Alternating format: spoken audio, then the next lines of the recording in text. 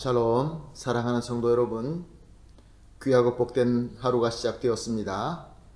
오늘도 주시는 은혜에 순종하면서 새벽 예배 드리겠습니다. 다 같이 기도하시겠습니다. 사랑과 은혜가 풍성하신 존귀하신 하나님 아버지 감사합니다. 지난밤도 우리 주님께서 함께하여 주셔서 푹 잘 쉬고 또 오늘 아침 주님께서 인도하여 주신 가운데 예배를 드리게 하시니 감사합니다. 오늘도 하나님 아버지 예배를 통하여 우리 주 예수 그리스도의 풍성하신 사랑과 은혜를 체험할 수 있고 또 주시는 능력으로 오늘 하루도 승리할 수 있게 하여 주시옵소서. 감사하며 예수님의 이름으로 기도합니다. 아멘. 할렐루야. 찬송가 285장입니다. 주의 말씀 받은 그날 285장 찬송하시겠습니다.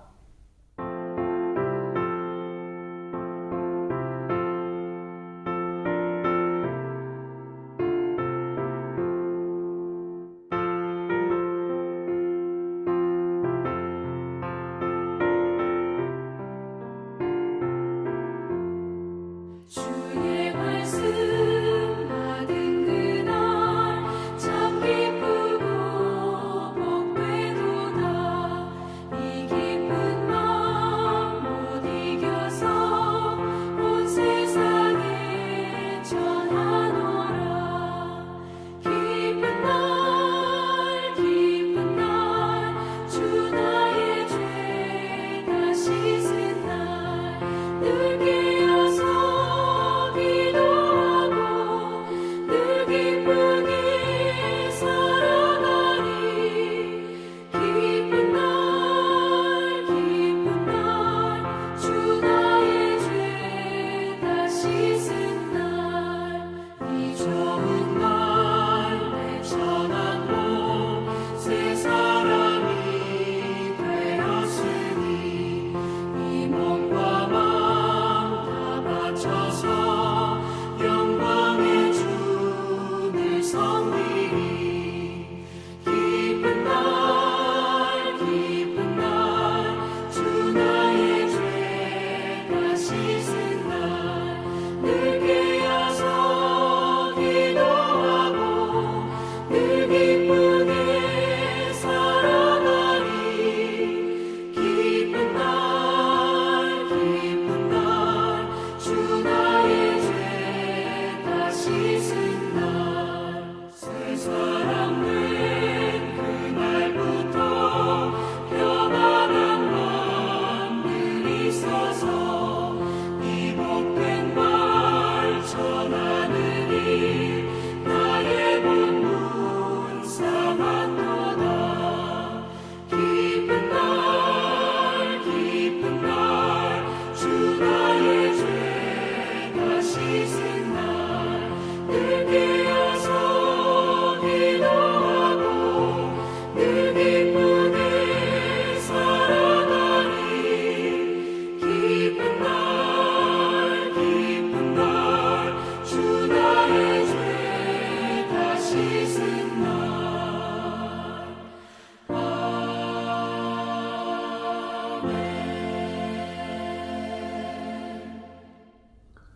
아멘. 할렐루야. 감사합니다. 하나님 말씀 함께 보시겠습니다. 이사야서 47장 1절에서 4절 말씀입니다. 이사야서 47장 1절에서 4절까지 함께 보시겠습니다. 처녀딸 바벨론이여 내려와서 티끌에 앉으라. 딸 갈대하여 보좌가 없어졌으니 땅에 앉으라. 내가 다시는 곱고 아리답다 일컬음을 받지 못할 것이니라. 맷돌을 가지고 가루를 갈고 너울을 벗으며 치마를 걷어 다리를 드러내고 강을 건너라. 내 속살이 드러나고 내 부끄러운 것이 보일 것이라. 내가 보복하되 사람을 아끼지 아니하리라. 우리의 구원자는 그의 이름이 만군의 여호와 이스라엘의 거룩한 이시니라. 아멘. 오늘 본문 말씀은 바벨론의 패망을 비유적인 노래로 표현되고 있는 부분입니다. 오늘 본문 1절을 보게 되면 바벨론을 처녀딸 바벨론이라고 칭하고 있는 것을 볼 수 있습니다. 그것은 무엇을 의미하는 것입니까? 그만큼 바벨론이 정결함이나 아름다움이나 사랑스러움에 특별했던 것입니다. 느부갓네살 왕이 꾼 그 꿈에서도 그 신상에 금으로 된 머리가 바벨론으로 묘사될 정도로 그만큼 대단했던 것입니다. 근데 여기서 우리가 가장 중요하게 여겨야 될 것은 이 모든 정결함, 아름다움, 사랑스러움의 근원이 다 하나님에 있다라는 것입니다. 하나님께서 복을 주실 때, 하나님께서 은혜를 허락하실 때 그것은 항상 영광스러울 수밖에 없고 아름다울 수밖에 없는 것입니다. 그러나 이 복은 하나님께서 주시는 만큼 또 하나님의 목적이 분명히 있습니다. 그러므로 받는 자에게는 하나님에 대한 의무와 책임이 분명히 있는 것입니다. 이것을 하나님께서 느부갓네살에게 꿈을 꾸게 하시고 다니엘, 하나님의 사람 다니엘을 통하여 이 사실을 깨닫게끔 자세하게 알려주셨습니다. 그런데 바벨론은 이 하나님의 뜻, 이 하나님께서 주신 이 귀한 것들을 자기의 스스로 힘으로 되었다라고 믿습니다. 하나님께서 주셨는데도 불구하고 이것이 내 힘으로 되었다라고 믿는 그 믿음이 바로 교만인 것입니다. 교만은 우리의 귀와 눈과 마음을 어둡게 합니다. 그래서 다른 것은 보지 못하고 오직 자기 자신만 보고 자기 자신이 최고라고 믿게 되는 것입니다. 그러므로 자기네들이 정복한 그 작은 나라 출신인 청년의 목소리가 그 귀에 들리지 않았던 것입니다. 무시하게 됩니다. 즉 하나님을 무시하게 된 것입니다. 바벨론이 원래 누구로부터 복을 받았습니까? 여호와 하나님 아니십니까? 그런데 하나님을 무시하게 되면은 하나님께서는 당연히 그를 버리게 되는 것입니다. 그러므로 처녀딸 바벨론이라 라고 아름답게 칭함받았던 바벨론은 이제 하나님으로부터 버림받고 하나님으로부터 은혜가 빼앗김을 받고 그때부터 사치와 향락과 타락에 빠지기 시작합니다. 이렇게 바벨론의 패망은 시작되게 되는 것입니다.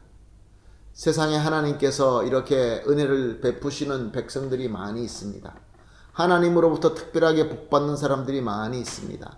그러나 교만하게 되면 하나님께서 그 은혜를 빼앗아가 버리게 되고 이로 말미암아 죄악에 빠지고 타락하게 되고 패망이 시작되게 되는 것입니다.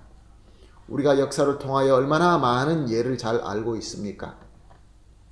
그래서 오늘 본문 1절 중반절에 보게 되면 내려와서 티끌에 앉으라 보좌가 없어졌으니 땅에 앉으라 라고 기록하고 있습니다. 보좌는 무엇을 의미하는 것입니까? 하나님의 영광입니다.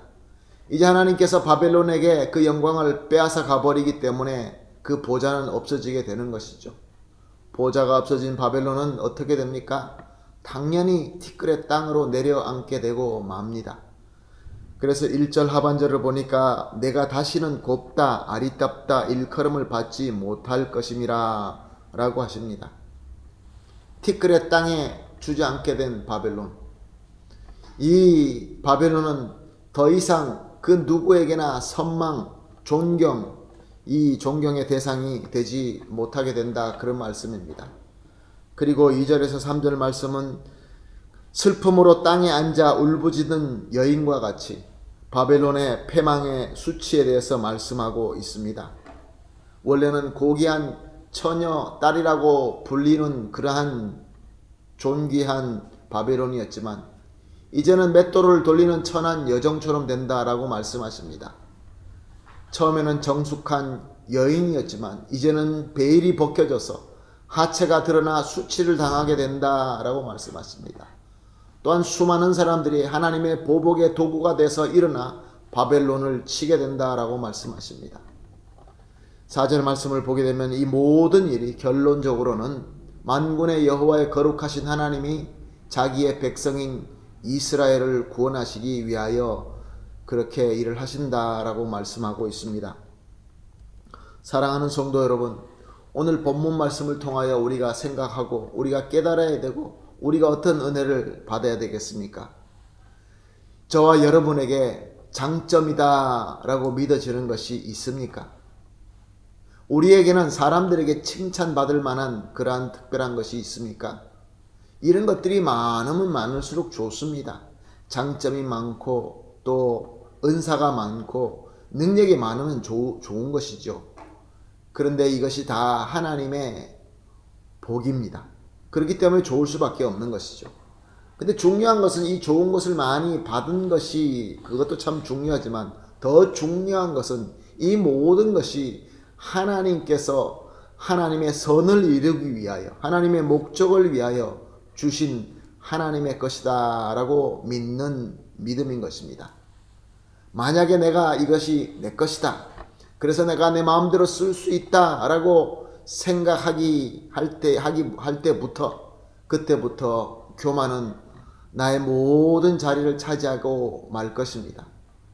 교만은 하나님으로부터 버림받게 하고 패망과 수치로 떨어뜨리게 만드는 원인입니다. 그러므로 사랑하는 성도 여러분, 오늘 첫 시간 우리 이렇게 기도합시다. 하나님, 특별한 은혜와 은사를 주심을 감사합니다. 더 많이 주십시오. 그러나 주신 은사를 하나님의 목적을 위하여 사용할 수 있게 하여 주시옵소서.